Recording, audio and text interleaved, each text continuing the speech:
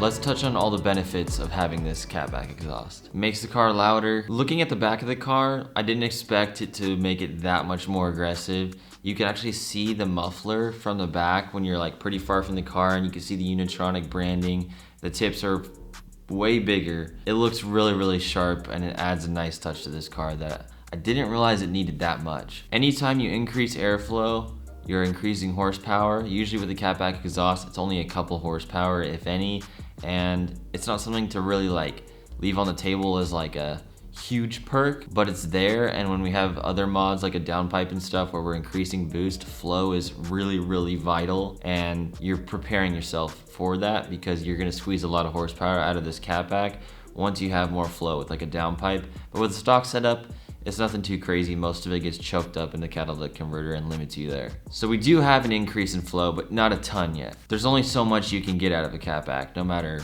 whose it is. It's absolutely super easy to install. This is like very beginner level. I need to mention that if you purchase the catback alone, when you buy the downpipe later, you're gonna have to then buy the straight pipe piece that has a V-band ends on it.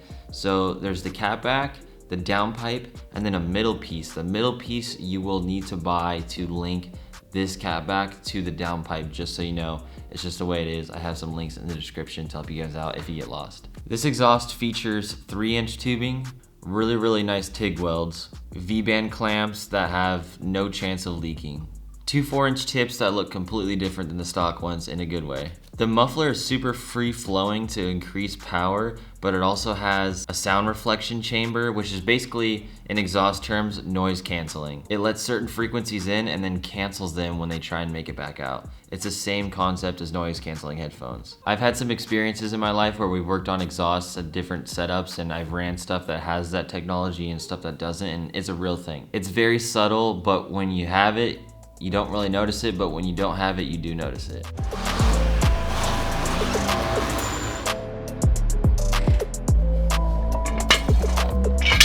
On the Cameron Alford 2 channel, you will find a video on how to jack up your GTI and put it on 4 jack stands. That's going to be necessary for this.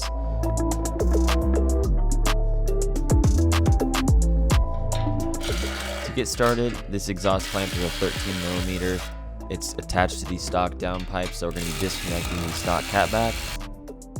Small guy?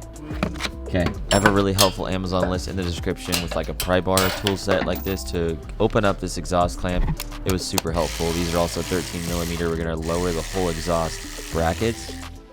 Randall has electric snap-on ratchets. These things are amazing. Don't be afraid to use just a regular old ratchet. I would be, but we can speed things up a lot with these tools that he has now.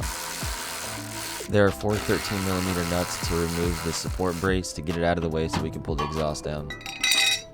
This is my best friend right here. This is our spray silicone lubricant. Every time I have an exhaust hanger, I use it. Bells in the house? What up?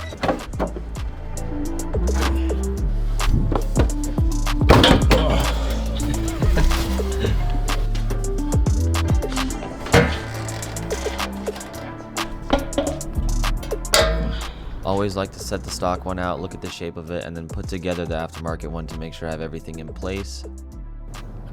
Silicone, just making everything easier to get off.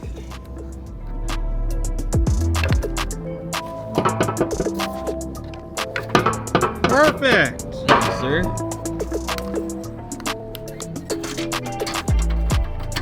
Install the producer that works with the stock downpipe for this catback because we are changing the diameter of the exhaust.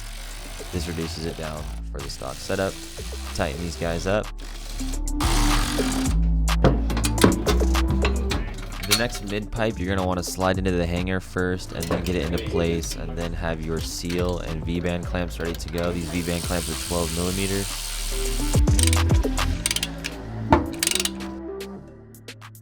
If you guys are enjoying the video and you like what you see, the best way to support the channel is through karmaspeed.com. You can grab this shirt I have on in 4 different colorways, this hat I have on. These go pretty quick, so they're in and out of stock, so just be watching our Instagram account at karmaspeed. That's the best way to stay up to date with new things that come in. This is my biggest push for this year, so I really appreciate your support with Karmaspeed. This makes the wheels go round on this channel, and we're just gonna have more and more fun thanks to you guys and everything with your support with karmaspeed.com. So that's the biggest push. I really appreciate your time. Let's get back in the video. Leave everything loose before you tighten anything down. We kind of got ahead of ourselves and we wish we would have left it loose so we can get everything in place, make sure all of our fitment's good, and then snug everything up.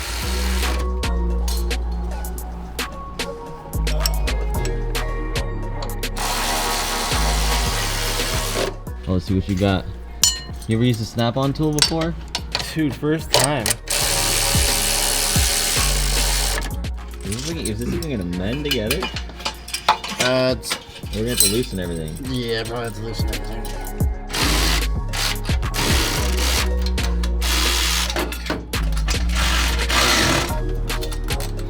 Where's that nut at? Alright, sweet. Randall, we're on our countdown of last installs on the floor. I know. Okay. Fitment is like really good right out the gate. Nice. And you see this? Alright. Ready to start her up.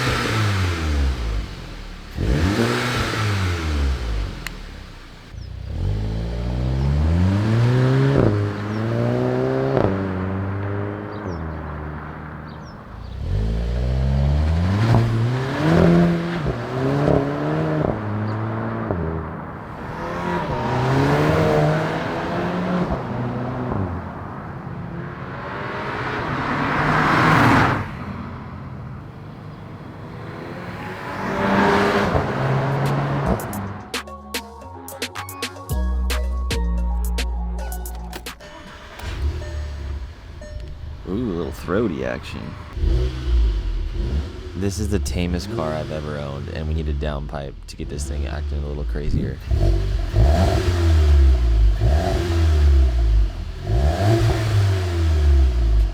We have deeper tone, which is awesome. It's a nice looking piece.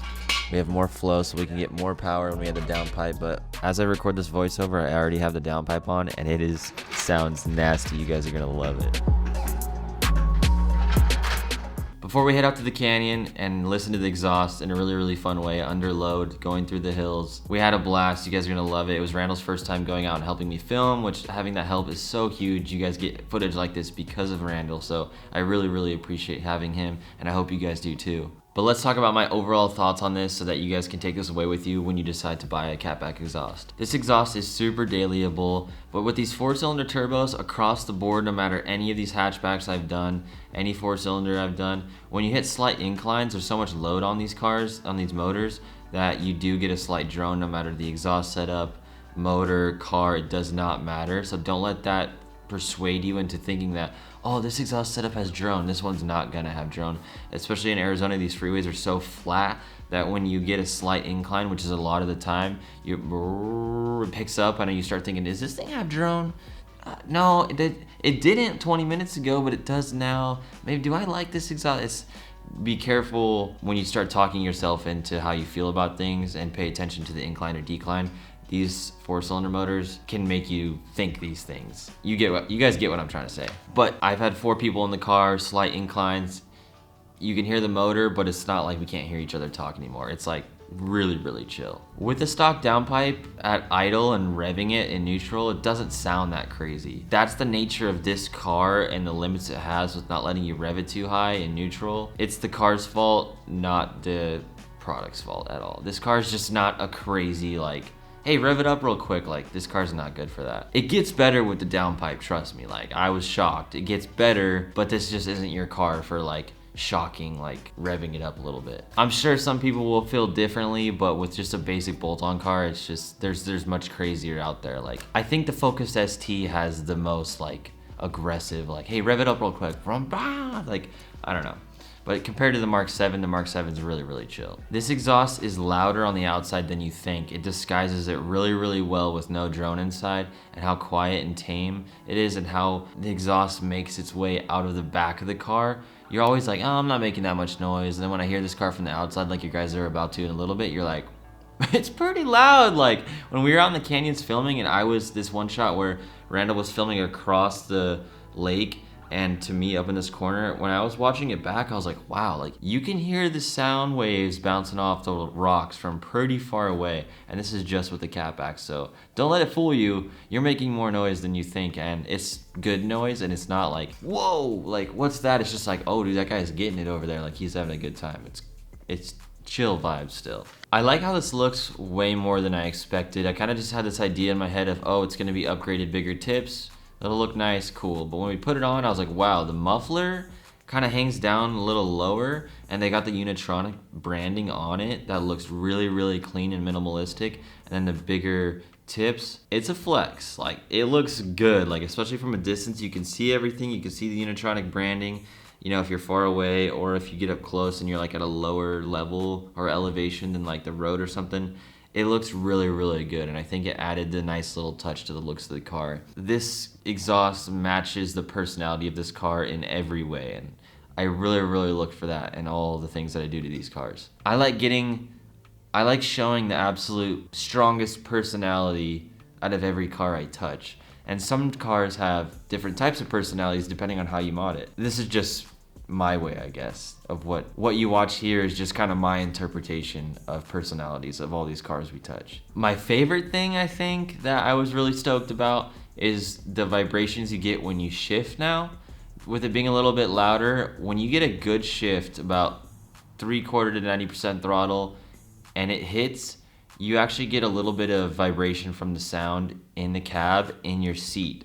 So now you can feel the shifts a lot more, and as a driver, anyone riding in it, they're like, wow, this is a really, really cool experience. Like, it's just, there's something unique about this car, and I like it, especially the shifting. Don't sleep on that part. Like, that was like my favorite thing, like initial reaction. I was like, whoa, this is cool.